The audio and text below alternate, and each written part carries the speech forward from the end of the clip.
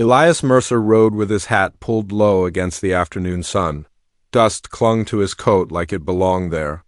The man and the road had begun to resemble one another over the years, worn thin, quiet, and patient. His horse, a pale buckskin mare called Juniper, slowed without being asked. Elias noticed. Juniper had a way of knowing things before he did. He followed her gaze. Something moved near the rocks ahead. At first, he thought it was a bundle of cloth blown in from some wagon train. Then the cloth shifted again, slowly, painfully. Elias swung down from the saddle. Boots hit the dirt with a dull thud. The heat pressed in close. Even the wind seemed tired. He walked forward cautiously. It was a woman. She lay half in the shade of a broken limestone outcrop, dress torn and dark with dust, her hair stuck to her face with sweat. One hand clutched her stomach. The other hand held a revolver. Elias stopped. The barrel of the gun trembled as she lifted it. "Don't," she said, though the word barely came out. Her voice sounded like dry leaves. Elias raised both hands slowly. "Ain't planning on it," he said. Her eyes studied him hard despite the fever in them. Then the gun slipped from her fingers. She collapsed sideways. Elias crossed the distance in 2 long strides. Up close he saw the swell beneath her dress. Pregnant, too far along for a journey like this. Her lips were cracked white. Her breathing came shallow. Elias reached for his canteen and lifted her head gently. "Easy now," he murmured. A little water touched her lips. She drank like a dying thing, choking and swallowing. When she could breathe again, she whispered, "They'll come back." Elias waited. "Who?" Her eyes closed. "The men from Blackstone." The name sat in the air like smoke. Elias knew Blackstone. Everyone west of the Pecos knew it. A town built on cattle money and railroad contracts, run by men who wore law badges and owned everything else besides. He looked across the desert trail, fresh wagon tracks cut deep into the dust. Someone had left her here on purpose. "Can you stand?" Elias asked. She shook her head. Pain crossed her face like a shadow. "My name's Clara," she said quietly. Elias. She swallowed. "They sold me." He didn't answer. The wind shifted across the rocks. "They auction women in Blackstone," she went on after a long moment. "Debts. Contracts, men bidding on who gets them." Her voice cracked. "I ran." Elias looked down at the ground. The dust carried wagon prints heading north. Men would return. They always did when property went missing. He stood. "Juniper," he said softly. The mare stepped closer. Elias gathered Clara carefully. She weighed almost nothing. She flinched. When he lifted her, "Sorry," he said. She shook her head weakly. "Just don't take me back." He settled her sideways in the saddle. Her fingers clutched the front of his coat like she might fall off the world if she let go. Elias mounted behind her. The desert stretched long in every direction. He turned Juniper away from the wagon tracks, south, toward nothing but dust and time. They rode until the sky began to fade copper. Clara drifted in and out of sleep against his chest. Once she woke crying softly. Once she tried to apologize for the trouble. Elias said nothing, talking wasted breath. The desert eventually gave way to scattered mesquite and a dry creek bed where a trickle of muddy water still clung to life. Elias dismounted. He helped Clara down carefully. Her legs buckled. He caught her before she hit the ground. "Easy," he said. "I can walk. Not tonight." He laid out a blanket near the creek and built a small fire with dead brush. Night came quickly out here. The heat disappeared with the sun. Clara watched him work. "You don't ask questions," she said. Elias shrugged. "Questions don't change much." The fire crackled softly. She rested one hand over her stomach. "The baby's coming soon," he nodded. "How long?" "Maybe a month?" Silence returned. "Coyotes called somewhere far off in the dark." Clara studied his face. "You ever have a family, Elias?" The question hung in the night air. For a long time he didn't answer. Finally he said, "Once." She didn't ask more.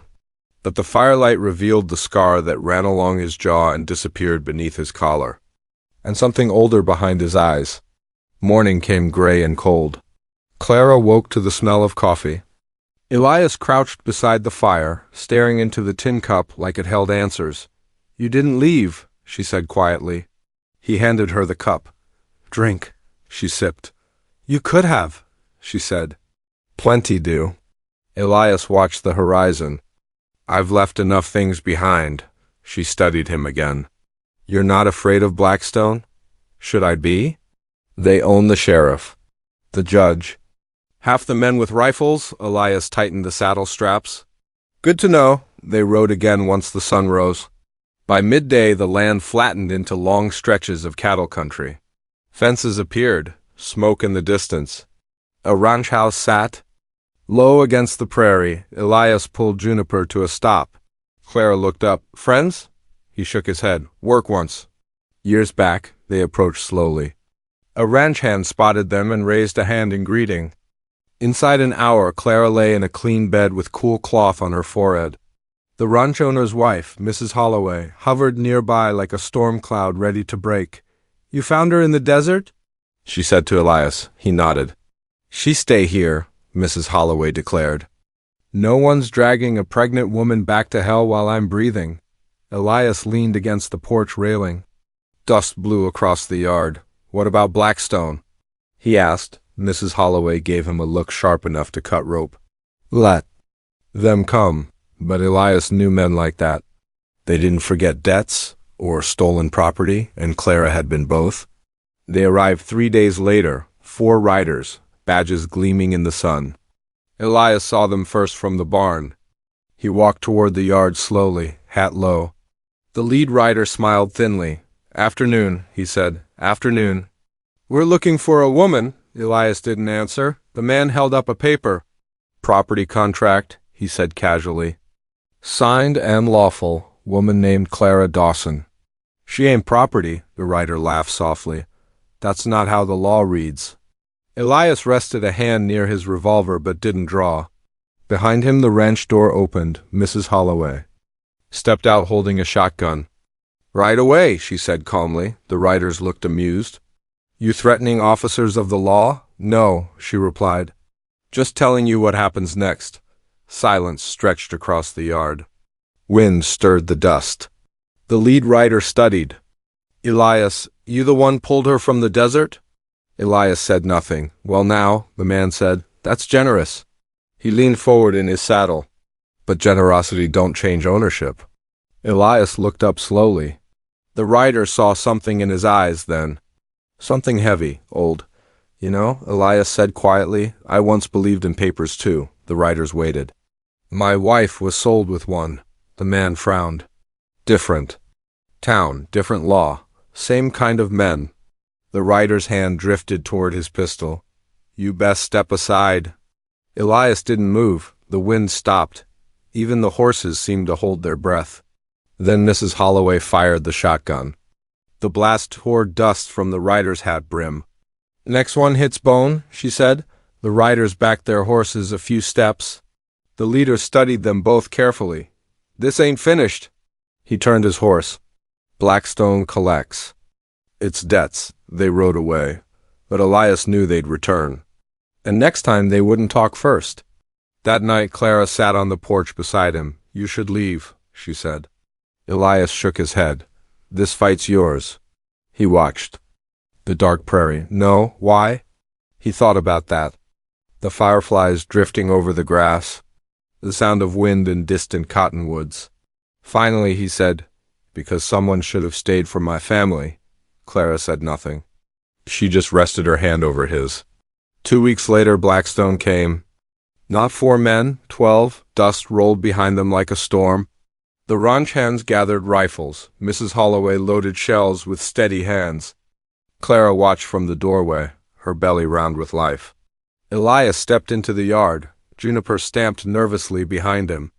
The riders spread out across the fence line. The sheriff himself rode at their center. "Last chance," the sheriff called. "Hand her over," no one answered. The wind moved through dry grass. Elias stepped forward alone. The sheriff sighed.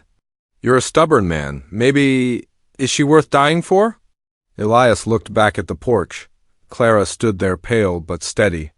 Then he looked at the empty horizon beyond the ranch. All life is, he said. The sheriff lifted his hand. And the guns came out. The shooting lasted less than a minute. Smoke rolled through the yard. Horses screamed. Men shouted. When it ended, the dust settled slowly. 6 riders lay in the dirt. The rest had fled. Elias stood in the center of the yard with blood soaking his shirt. Clara ran to him. "You're hurt?" He swayed slightly. "Just a piece of metal passing through." Mrs. Holloway looked at the bodies scattered across the field. "They won't come again," she said quietly.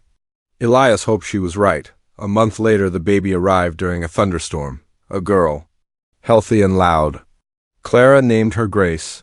Elias held the child once beneath the porch lantern. The tiny hand wrapped around his finger.